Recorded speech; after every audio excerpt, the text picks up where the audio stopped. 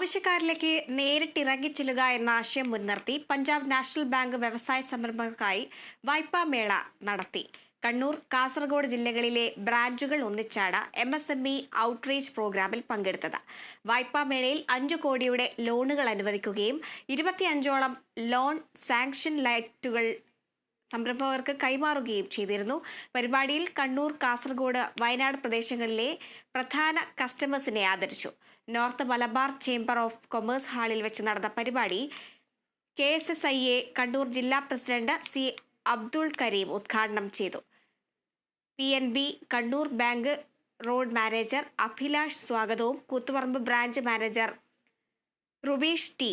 നന്ദിയും പറഞ്ഞു. Punjab National Bank DGM Vamshi Mohan, circle head BK Raman, BNI president Riyas VT, BSNL general manager Bhuvanesh Kumar, PNB മുൻ AGM Vinod Kumar എന്നിവർ സംസാരിച്ചു.